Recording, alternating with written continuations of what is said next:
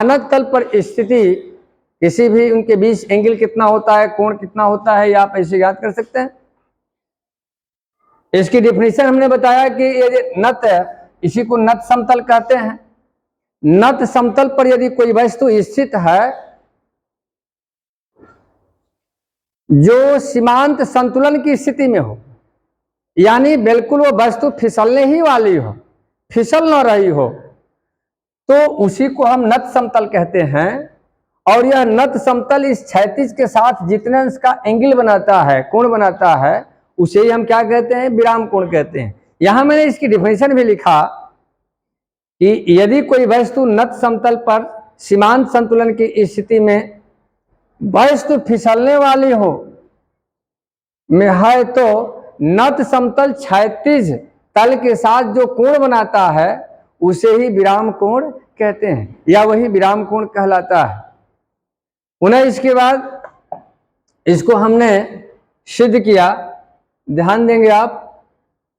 यहां आप देख रहे हैं कि जो सीमांत घर्षण कोण है या सीमांत घर्षण बल है या फेस, वह mg sin थीटा के बराबर है। और जो यहाँ अभिलंब प्रतिक्रिया बल R है वह किसके बराबर है, mg cos थीटा के बराबर है। तो हम यहाँ आगे देखिए, आपको हमने लिखा है क्या कि संतुलन की स्थिति में जब वह संतुलन होगा यानी फिसलने वाला होगा, फिसल नहीं रहा होगा, तो उस कंडीशन में mg sin थीटा बराबर कितना है, fs समीकरण नंबर 1 हो गया, mg cos थीटा बराबर r समीकरण नंबर 2 हो गया। समीकरण 1 को समीकरण 2 से भाग देने पर हमने यदि भाग दिया है तो mg sin थीटा बटा में mg cos थीटा बराबर fs बटा में r। और यह आप जानते हैं, पहले से पढ़े हैं कि fs बराबर क्या होता है, यही म्यू एस इंटू r, या आप यहाँ कह सकते हो क्या म्यू एस बराबर कितना हो जाएगा, fs बटा में r। आप देख लीजिए, यही हमने fs बटे में r की जगह पर क्या लिख दिया, म्यू एस। इसके जगह पर क्या हमने लिख दिया, ये म्यू एस, ये रहा। समझ में आ गया।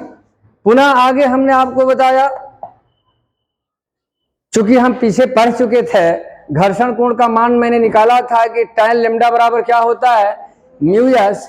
इक्वेशन आपका कितना हो गया, 1 इसको मान लिए। अभी हमने विराम कोण पढ़ाया और अभी निकाला, कितना निकाला, विराम कोण tan थीटा बराबर कितना होता है, म्यू एस। इसको हमने समीकरण नंबर 2 माना।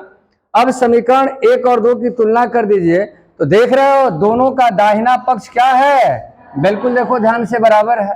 तो जब दोनों का दाहिना पक्ष बराबर है तो बायां पक्ष भी क्या होगा, इसका बराबर होगा। तो इसलिए समीकरण 1 व 2 की तुलना से tan लेम्डा बराबर क्या हो गया, tan थीटा।